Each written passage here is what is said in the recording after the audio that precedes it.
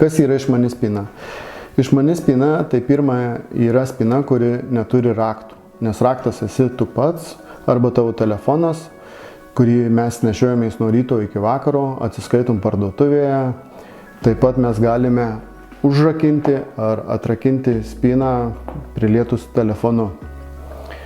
Išmanios spynos pasižymi tokiomis savybėmis, kurias gali valdyti iš bet kurios pasaulio vietos. Suteikti leidimus žmonėms, kas kokiu metu gali užrakinti ar atrakinti vienus ar kitus užraktus. Tai yra labai patogu įmonėms, kurios nori audituoti, kas kokiu metu gali praeiti pagal hierarchiją, atrakinti tam tikras duris. Taip pat nuomai, nes tau nereikia vežti raktų nepatogiu tau metu.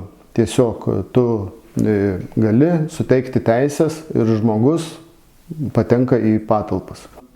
Daugiau mažiau visos išmanios spynos pasižymi šiomis savybėmis, bet susiduria su saugumu. Ir saugumo klausimas išmanių spynų rinkoje yra labai svarbus momentas. Ir mes ilgai ieškojome produkto, kuris atitiktų aukščiausio saugumo lygį ir būtų išmanus. Ir radome. Tai yra Suomių Ailo kompanijos spynos, kurios pasižymi aukštų, tiksliau net ne aukštų, aukščiausių saugumo lygių ir dirba ekstremaliomis oro sąlygomis. Yra pagamintos iš perdirbtų produktų, nereikalauja baterijų, laidų ar interneto.